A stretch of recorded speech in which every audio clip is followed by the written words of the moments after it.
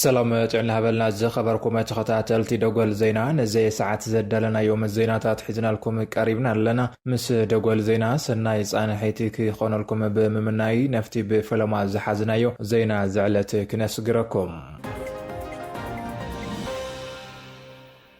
تمزابلتي ناب مربوتو من مملاس غيزيو ممحدار تግራይ ዝካአሎ ክገብር እዩ ክብሉ ፕሬዝዳንት ጊዜው መምሕዳር ትግራይ ጀነራል ታደሰ ወረደ ገሊጾም ፕሬዝዳንት ጊዜው መምሕዳር ትግራይ ጀነራል ታደሰ ወረደ ብሕጻጽ ዝርከቡ ተመዛበልቲ ምዕራብ ትግራይ ዘለው ኩነታት በአካል ተረኺቦም ተዓዚቦም እዮም ብምኽንያት መስአን መድሓኒት ምግቢ መጽለልን መደቀስን ኣብ ሕማቅ ኩነታት ከም ዘለው ኣብቲ ማእኸል ዝርከቡ ተመዛበልቲ ንፕሬዝዳንት ታደሰ ወረደ አብሪሆም እዮም እታቱ ኣብ 15 ኪሎ እኽሊ ገዝ ንአስቤዛ መጽሓን ይኹን ካልኦት መሰረታዊ ድሌታት መማልአይ ተኻለን ክብሉ ቶመት መዛበልቲ ተዛሪቦም ካብዚ ብዝሐለፈ ስሩዕ ማይ ስለ ዘይንረክብ ዝተበከለ ማይ እናሰተና ንተወሰኽቲ ተመሓላለፍቲ ሕማማት ንቃልዕ ኣለና እውን ክብሉ አረድዮም ብሰንኪ ሕፅረት ነዳዲ ግልጋሎት አምቡላንስ ክንረክብ ኣይከኣልናን ብገንዘብና ንምንቅስቃስ ዓቕሚ ስለ ዘይብልና ኣብ ዓራት ንሳቐለና እውን ኢሎም ካብዚ ስቃይን መከራን ክንወፅእ ግና ናብ ዓድና ክንምለስ ይግባእ ክብሉ ንፕሬዝዳንት ታደሰ ወረደ ምሕፀንቶም አቅሪቦም ኣብ ሕጻጽ ዝርከቡ ተመዛበልቲ ዘለው ኩነታት ዝዕዘቡ ዘለው ፕሬዝዳንት ታደሰ ወረደ ድማ እቶም ተመዛበልቲ ናብ መረቦቶም ንምምላስ ጊዜው መምሕዳር ዝካአሎ ከም ዝገብርዮም ተዛሪቦም ዘለው ፕሬዝዳንት ታደሰ ወረደ ካብ ሕጻጽ ወጻይ ኣብ ካልኦት መዕቆቢ ተመዛበልቲ እውን ዑደት ከም ዝገብሩ ተስፋይት ይግበር كم هزبي نمصنات زكايد زلو سلطاو وفري دو كبل على كبل حوحتا تنقيقو زباويان حرنة تقراي هذا زوصو سومناو مجلسي منقس إثيوبيا ملكعات الشكان النقايرن هزب تقراي كذا جزء مدرنا مدفع جونوسايد تكبراتو التناخير غطل على كبل جليزو تحريس مع بريتوريا وننتخنا تي سرعات كذا حلوف تكبراتو كي تعرم بتميتن بتيتن هزبين مهلاخ يسرح كم زلو تي مجلسي حبر هذا العلي تمزابلتي زفصام زلو قفعي هذا معرابن سمين معرابة تقراي راين زركب حزبي مسورت حيلتات بمتحبر بطيت يچفچفن كاب مربوط يفناقلنا الليلو منقس ኢትዮጵያ ዲሞግራፊ ናይ መቀያር ስራሕ ብምስራሕ ተመዛበልቲ ናብ ቦታኦም ከይምለሱ እንቅፋት ይፈጥር ከም ዘሎ ሕውሓት ገሊጾም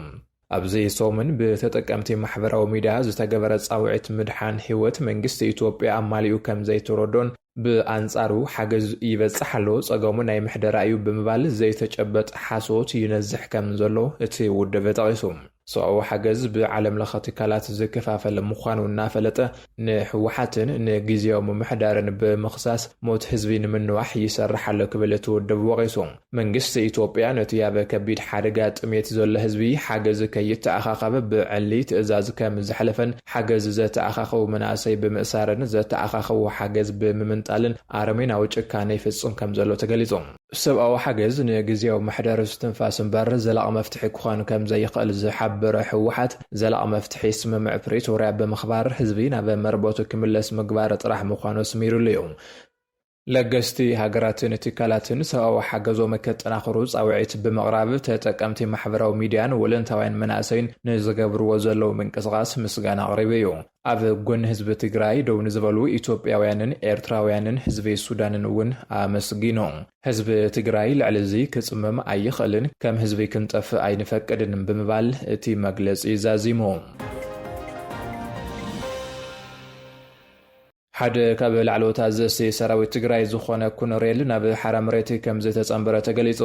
ኮሎኔል ገብረ ጻዲቅ ጉና ንዝመርሖም ዝነበረ ኣባላት ሰራዊት TDF ሓዲጉ ናፍቶም ኣብ ዓፋር ሓራ መሬት ዘሎ ሓይሊ ሰላም ሰራዊት TPF ተጸምቢሩ ከም ዘሎ ንምፍላጥ ተኻይሉ ኮሎኔል ገብረ ጻዲቅ ጉና ቀድሚ ሕዚ ኣብ ኣርሚ 33 ኣዛዚ ኮር ክልተ ዝነበረ እንትኸውን ሕዚ ድማ ናብ ሓይሊ ሰላም ትግራይ ተጸምቢሩ ከም ዘሎ ተጠቂሱ እዚ ስጉምታ ኣዛዚ ኮር ድማ ንሱ ኣብ ዝመርሓ ዝነበረ ኮር ዘለው ተጋደልቲ እውን ንዕኡ ሲቦም ናብ ሓራ መሬት ክጽምበሩ ከም ዝኽእሉ ግምታት ይወሃበሎ ካብዚ ብተወሳኺ ኣዛዚ ኣርሚ 15 ዝኾነ ጀነራል ጉዕሽ ገብረ ናብ ሓራ መሬት ከም ዝወረደ ብስፍሓት እናተገለጸ እንትኸውን ይኹን እምበር ደጎል ዜና ዝረኸበ ሓበሬታ ከም ዝመላኽቶ እቲ ጀነራል ናብ ሓራ መሬት ከም ዘይተጸምበረ እዩ ጀነራል ጉዕሽ ገብረ ናብ TPF ከም ዝወረደ ተገይርዙ ዛዕዙል ሓበሬታ ገጋ ምዃኑ ንምርግጋጽ ክኢልና ኣለና ኮሎኔል ገብሩ ገብረ ጻዲቅ ጉናኑ ተስፋይ ዝበሃል ኣብ ማእኸል ሕክምና ኣርሚ 33 ዝነበረን ግን ናብ ሓይሊ ሰላም ትግራይ TPF ተጸምቢሮም ከም ዘለው ተፈሊጡሎ ወታደራዊ ኮማንድ ሓይሊ ሰላም ትግራይ ትማሊ ኣብ ዘውፅኦ መግለጺ ውልቀ ምልካዊ ስርዓት ንህዝቢ ትግራይ ንጥሜትን ሞትን ይዳርጓሉ ክብል ገሊጹ ነይሩ ኣብ ሓራ መሬት ዝርከብ ናይ ትግራይ ሓይሊ ሰላም ኣብ ትግራይ ብፍላይ ድማ ኣብ ከባቢ ሕጻጽ ዘጋጠመ ጥሜትን ሞትን ውጽኢት እቲ ንነዊሕ እዋን ስልጣን ተቆጻጺሩ ዘሎ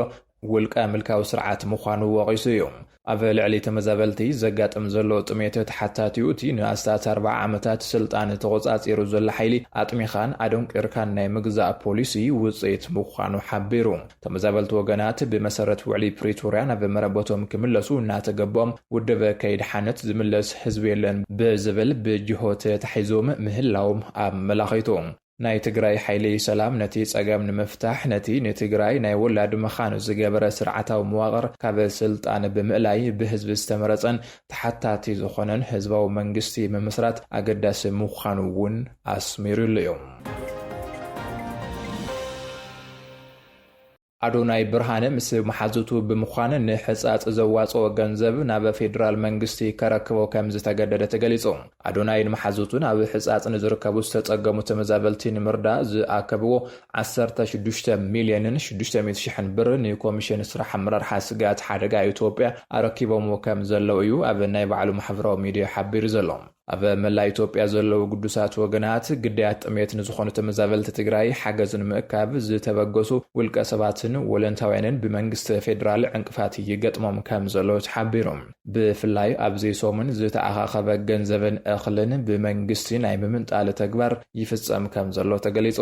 ኣብቲ ምንቅስቓስ ካብ ዝተሳተፉ ወለንታውያን ሓደ ዝኾነ ኣዶናይ እውን ንግዳያት ጥሜት ዝኣከቦ 16 ሚልዮን ቅርሺ ብመንግስቲ ከም ዝተሓደገ ተፈሊጡሎ እዚ ተግባር መንግስቲ ጥሜት ንፖለቲካዊ መሳርሒ ይጥቀመሉ ኣሎ ዝብል ዓብዪ ቁጥዐ ፈጢሩ ይርከብ መንግስቲ ብውልቀ ዝግበሩ ምንቅስቓሳት ንምዕጋት ዝጥቀመሉ ምኽንያት ንምውጋድ ወለንታውያን ተኣኪቦም ሕጋዊ ፍቓድ ዘለዎ ትካል ምግባር ሰናይ NGO ክምስርቱ ጻውዒት ቀሪብሎ እዚ ብመንግስቲ ፌደራል ዝውሰድ ዘሎ ናይ ምዕጋትን ምምንጣልን ስጉምቲ ኣብቲ ን4 ዓመታት ዝጸንሐ ዝምድና ፌደራልን ትግራይን ብፍላይ ምስ ሕወሓት ረዘንቲ ጽልዋታት ክህልዎ ይኽእሉ እዮም ተባሂሉ ይግመት ስምምዕ ፕሪቶሪያ ተኸቲሉ ናብ ሰላም ንምለስ ኣለና ዝብል ተስፋ ብዝነበረሉ እዋን ሰብኣዊ ሓገዝ ንምድሓን ህይወት ዝዓለመ ኮይኑ ከሎ ምዕጋቱ ኣብ መንጎ ሕወሓትን ብልጽግናን ዘሎ ናይ እምነት ሓጓፍ ከጋፍሖ ከም ዝኽእል ይግለጽ እዚ ድማ መንግስቲ ፌደራል ኩናት ደው ኣቢሉ እምበር ጽላእት ኣይቋረጸን ዝብል ስምዒት ኣብ ህዝቢ ትግራይ ክሰርጽ ዝገብር እዩ ሓደ ካብቶም ቀንዲ ዓንቀጻት ስምምዕ ፕሪቶሪያ ዘይተሓላለኸ ሰብኣዊ ሓገዝ ክባጻሕ ምግባር ዝብል እንትኸውን እዚ ድማ ብመንግስቲ ፌደራል ተጣሒሱ ከም ዝርከብ እዩ እናተገለጸ ዝርከብ ቤት ፍርዲ ዞባ መቐለ ንውሳነ ሰበር መገባያ ፌደራል ብምጽዳቕ ነቲ ሓዱሽ ኣመራርሓ ትእምት ከም ዝኣገደ ተሓቢሩ ማእኸላይ ቤት ፍርዲ ከተማ መቐለ ትማሊ 17 ታሕሳስ 2017 ዓ.ም ኣብ ዝወዓለ መገባያ ሰበር መገባያ ቤት ፍርዲ ፌደራል ኣብ ጉዳይ ትእምት ኣመልኪቱ ዝሃበ ውሳነ ብምጽዳቕ ተግባራዊ ክኸውን ወሲኑሎ ብመሰረት እዚ ውሳነ እቶም ብሓድሽ ቦርድ ስምኒ ትእምት ክመርሑ ዝጸንሑ ውልቀ ሰባት ካብ ሓላፍነቶም ተኣጊዶም ኣለዉ እቲ ሕጋዊ መስርሕ ዝጀመረ ሰበር መገባያ ፌደራል ብዕለት 4 ታሕሳስ ኣብ ዝሃቦ ብይን እዩ እቲ ቤት ፍርዲ እቶም ሕዚ باسم أمرار حبورد نتمت زمرح زلو والقصبات حقاوين كم زيكون بمجلس نتفتاتهم كأجد والسينو نيرو نزو سنة زين متقبار دما بعلة 14 تحساسنا بمأخلاي بيت فردي زوا مغلا دبدب بمصحفي ذكر مأخلاي بيت فردي مغلا دما نتي بسبر مقابع فيدرال زيسم حلالفة إزاز مرميرو بالعلوي بيت فردي تقراي تسعيرو زنبر اجد حدوش بورد حزيبو سانة سبر مقابع فيدرال صانعني كغصلات رغم እቲ ውሳነ ካብ ትማል ዓረቢ ጀሚሩ ተግባራዊ ክኸውን እቲ ሓድሽ ቦርድ ካብ ምንቅስቓስ ክእገድን ኣዚዝሎ እቶም ተኣጊዶም ዘለዉ ውልቀ ሰባት ማለት እውን ዶክተር ደብረጽዮን ገብረ ሚካኤል ጀነራል ክንፈ ዳኘውን ዶክተር አብርሃም ተኸስተን ዝርከብዎም 13 ውልቀ ሰባት ካብ ሎሚ ጀሚሩ ብስም ትእምት ዝገብርዎ ዝኾነ ይኹን ምንቅስቓስ ወይ እውን ዘሕልፍዎ ውሳነ ዘይሕጋዊ ተባሂሉ ተፈርጅሎ እዚ ድማ ብሕጊ ዝሕትት ምዃኑ ተገሊጹ እቶም ተኣጊዶም ዘለዉ ውልቀ ሰባት ዝሓዝዎ ቤት ጽሕፈት ሃብትን ንብረትን ትእምት ብህጹጽ ነቲ ነባር ሕጋዊ ቦርድ ከረክቡ ትጽቢት ይግበር። ኣብ ትሕቲ ትእምት ዝርከቡ ዝተፈላለዩ ትካላት ካብ ሎሚ ጀሚሩ ምስቲ ዝተኣገደ ቦርድ ዝገብርዎ ርክብ ተቐባልነት ከም ዘይብሉ ተገሊጹ ዘሎ። ርክቦም ምስቲ ነባር ሕጋዊ ቦርድ ጥራሕ ክኸውንን ነዚ ውሳነ ምጥሓስ ድማ ተሓታትነት ከም ዘስዕብን መጠንቀቕታ ተመሓላሊፉሎም።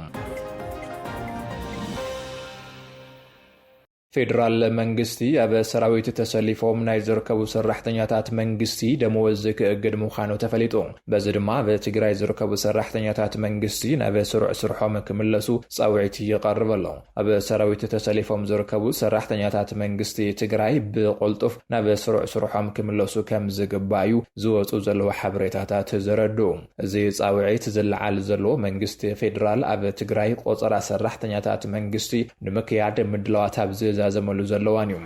መንግስቲ ፌደራል ፔሮል ሰራሕተኛታት ክልል ትግራይ ክዕጾ መምርሒ አውሪዱ ዝብል ሓበሬታ ይውዛዕ እንተሃለውን ክሳብ ሕዚ ካብ ዝምልከቶም ኣካላት ዝተዋሃበ ወግዓዊ መብርሂ የለን። ይኹን እምበር ኣገልግሎት ስታቲስቲካዊ ኢትዮጵያ ኣብ መላእ ሃገር ቆጸራ ሲቪል ሰርቫንት ከም ዘካይድ ምፍላጡ ኣብ ትግራይ ንዘሎ ምሕደራዊ ጉድለት ዝያዳ ቃልዎ ከም ዝሃበት ተገሊጹ ኣሎ። ብዙሓት ቢሮታት ትግራይ ነቶም ኣብ ግንባር ዘለዉ ሰራሕተኛታት ብኮንትራት ሰራሕተኛታት ተኪኤኖም ብምጽንሕ እቲ ዝካይድ ቆጸራ ኣብ ሓደ ናይ ስራሕ መደብ ክልተ ሰባት እቲ ቀዋምን እቲ ተተካእን ክርከቡ ስለ ዝኽእሉ እዚ ድማ ብልዕሊ እቶም ተጋደልቲ ዝነበሩ ሰራሕተኛታት ስጋት ምንካይ ደመወዝ ወይ ስራሕ ከይፈጸረ ተሰጊኢሎም። ሓደ ናይ ስራሕ መደብ ንኽልተ ሰብ ክኸፈሎ ምጽንሑ ንበጀት መንግስቲ ፌደራልን ትግራይን ጻቕጢ ዝፈጥር እዩ። እቲ ቆጸራ ነዚ ኣሰራርሓ እዚ ክዓጾ ስለ ዝኽእል እቶም ኣብ ግንባር ዘለዉ ሰራሕተኛታት ናብ ስርሖም እንተዘይተመሊሶም ብሕጊ ካብ ስራሕ ከም ዝሰናበቱ ተቖጺሮም ናይ ምኽፋል መሰሎም ክሕደጉ ይኽእሉ እዮም። እቶም ንልዕሊ 6 ወርሒ ብኮንትራት ዝሰርሑ ዘለዉ ሰራሕተኛታት እውን ብሕጊ ቀዋሚነት ናይ ምሕታት መሰለ ስለ ዘለዎም ኣብ መንጎ ተመለስቲ ተጋደላይን ኣብ ዓዱ ጸኒሑ ዘገልገለን ናይ መሰል ግጭት ክለዓል ይኽእል እዩ። እቶም ንዓዶም ክብሉ ተሰሊፎም ዘለዉ ሰራሕተኛታት መሰል ናይ ጥሓሰሎ ዝብል ስምዒትን ተሕዲሮም ኣብ መንጎ መንግስትን ሰራዊትን ዘሎ እምነት ክዝሕል ይኽእል እዩ። እቲ ሓበሬታ ብጉብእ ካብ ላዕሊ ናብ ታሕቲ ብወግዓዊ መንገዲ እንተዘይተገሊጹ ዘይተረጋገጸ ወረታት ተስፋሕፊሑ ዘይመርግጋእ ክፈጥር ይኽእል እዩ ዝብሉ ስጋታት እውን ተፈጢሮም ኣለዉ። ፔሮል ተጋደልቲ ክእገድ ዝብል ሓበሬታ ናብ ተግባር እንተተቐይሩ ብኣሽሓ ዝቑጸሩ ስድራ ቤታት ተጋደልቲ ኣብ መሰረታዊ መነባብሮኦም ጸገም ክፈጥር እዩ። ጊዜያዊ ምምሕዳር ትግራይ ምስ መንግስቲ ፌደራል ተዘራሪቡ ብዛዕባ እቲ ቆጸራን ፔሮልን ንህዝቢ ወግዓዊ መግለጺ ክህብ ይግባእ ዝብሉ ርእቶታት እውን ብስፍሓት ይወሃቡ ኣለዉ። እስራኤል ንሶማሊላንድ ዝሃቦታ ፍሉጦ ሃገርነት ብሕብረት አፍሪካ ተነጺጉ። ኮሚሽን ሕብረት አፍሪካ እስራኤል ንሶማሊላንድ ዝሃቦታ ፍሉጦ ሃገርነት ከም ዘይቅበል ብኣቦ ወንበር እቲ ኮሚሽን ዝተዋሃቦ መግለጺ ነጺሩ። ኣቦ ወንበር ኮሚሽን ሕብረት አፍሪካ መሐመድ ዓሊ ዮሱፍ ኣብ ዝሃብዎ መግለጺ ሓድነት ሉዓላውነትን ግዛታዊ ሓድነትን ሶማልያ ንምንኣስ ዝግበር ዝኾነ ይኹን ፈተነ ንሰላምን ምርግጋእን ኣህጉር አፍሪካ ሓደገኛ ውሳነ ናይ መቕማጥ ጉድለት ዘለዎ ብምባል ደቡብ አፍሪካ ክኽበሩ ጸዊዖም። ሶማሊላንድ ውህርቲ ክፋል ፌደራላዊት ሪፐብሊክ ሶማልያ ኮይና ከም እትቕጽል ዝገለጹቶም ኣቦ ወንበር ከም ነጻ ኣካል ኣፍልጦ ንምሃብ ዝህሉ ተበግሶን ተግባርን ብትሪ ከም ዝነጽቅዎ ኣረጋጊጾም። ቀዳማይ ሚኒስትር እስራኤል ቤንጃሚን ኔታንያሁን ሃገሮም ንሶማሊላንድ ኣፍልጦ ሃገርነት ከም ዝሃበትን ምስ ዓዲ ሙሉእ ዲፕሎማስያዊ ምሕዝነትን ምፍጣር ዘኽእላ ስምምዕ ከም ዝከተመትን ትማሊ ዓረቢ ዕላዊ ምግባሮም ይፍለጥ። ቀዳማይ ሚኒስትር ሶማልያ ሐምዛ ዓብዲ ባረብ እውን ሃገሩ ነቲ ብእስራኤል ዝተወሰደ ውሳነ ኣብ ልዕሊ ሉዓላውነት ኮነ ኢልካ ዝተፈጸመ መጥቃዕቲ ብምባል ከም ዝነጸጎ ገሊጾም። እቲ ውሳነ ብሃገራት ሶማልያ፣ ግብጺ፣ ጅቡቲን ቱርክን ተቃውሞ ከም ዝገጠመ እውን ጸብጸባት ዓረብ ኒውስ የረድእ። ባርከሰ ፍትዋት ተኸታተልቲ መደበ ደጎል ዜና ነዚ ሰዓት ዘዳለናዮም ዜናታት ነዞም ክትከታተልዎም ዝጸናሕኹም ይመስሉ ነይሮም። ኣብ ቀጻሊ ብኻልኦት ሓደሽቲ ዛዕባታት ክሳብ ንራኸብ ሰሰናይ ንዓኹም። ሰላም።